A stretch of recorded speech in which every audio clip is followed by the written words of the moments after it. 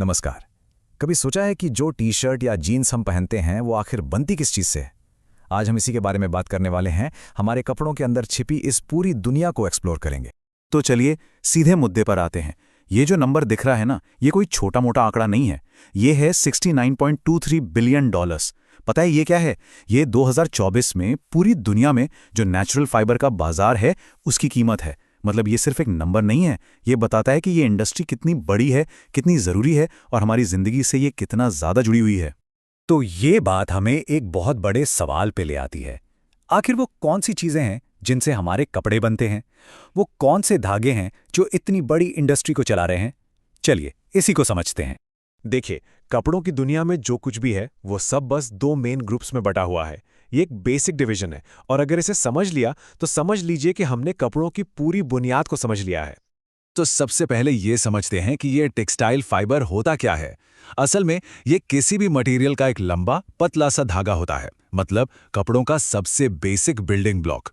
कह सकते हैं कि यही वो धागा है जिससे फैशन की पूरी दुनिया बुनी जाती है। और ये जितने भी फाइबर्स हैं ये दो बड़ी फैमिली में आते हैं। एक है नेचुरल यानी प्राकृतिक और दूसरा है मैन मेड यानी मानव निर्मित।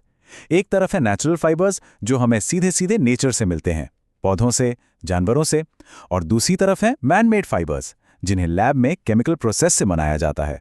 तो एक तरह से एक कुदरत का तोहफा है तो दूसरा साइंस का कमाल।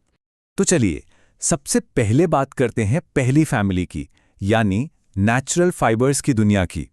ये वो जगह है जहां सदियों पुरानी परंपराएं और नेचर की खूबसूरती एक साथ मिल जाती हैं। और यहां जो चीजें दिख रही है ना, वो काफी जानी पहचानी है। हम इन्हें जानते हैं, महसूस करते हैं। जैसे कपास जो पौधे से आता है, कितना सॉफ्ट और पानी सोखने वाला होता है। ऊन जो भेड़ों से मिलता है, हमें सर्दियों में गर्म रखता है। रेशम जो रेशम के कीड़े का एक कमाल का तोहफा है, वो अपनी स्मूथनेस और मजबूती के लिए जाना जाता है। और फिर है लिनन जो सन के पौधे से बनता है, गर्मियों के लिए एकदम परफेक्ट। नेचुरल फाइबर्स की जो सबसे बड़ी खूबी है वो है इनकी सस्टेनेबिलिटी। जैसे ये कोट कहता है, ये रिन्यूएबल हैं और बायोडिग्रेडेबल भी। मतलब इन्हें फिर से उगाया जा सकता है और इस्तेमाल के बाद ये पर्यावरण को बिना नुकसान पहुंचाए खुद ब खुद खत्म हो जाते हैं। और यही एक बहुत बड़ी वजह है कि लोग अब इनकी तरफ वापस जा रहे हैं। लेकिन सवाल ये है कि ये फाइबर हम तक पहुंचता कैसे है। चलिए ऊन का ही एग्जाम्पल लेते हैं। इसकी शुरुआत एक बहुत सिंपल 2 स्टेप के प्रोसेस से होती है। सबसे पहले भेड़ की ऊन काटी जाती है, इसे कहते हैं शेयरिंग। इसके बाद इसे अच्छी तरह धोकर साफ किया जाता है ताकि उसमें से लैनुलिन, जो एक तरह का नेचुरल ऑयल है, और बाकी की गंदगी निकल जाए। इस प्रोसेस को स्कावरिंग कहते हैं। और अगर मार्केट की बात करें तो 2 नाम सबसे ऊपर आते हैं। प्लांट बेस्ड फाइबर्स में कॉटन यानी कपास का राज है, पूरे 82% मार्केट शेयर के साथ। और एनिमल बेस्ड फाइबर्स में ऊन सबसे आगे है, लगभग 63% हिस्सेदारी के साथ। ये नंबर साफ साफ दिखाते हैं कि इनकी आर्थिक अहमियत कितनी ज्यादा है। तो चलिए अब कहानी को आगे बढ़ाते हैं और दूसरी फैमिली की तरफ चलते हैं। देखते हैं कि साइंस और टेक्नोलॉजी ने हमें क्या दिया है। ये कहानी है मैन मेड फाइबर्स के उदय की, यानी इनोवेशन, इंजीनियरिंग और हमारी बदलती ज़रूरतों की कहानी। अब देखिए, मैन मेड फाइबर्स के अपने फ़ायदे भी हैं और नुकसान भी।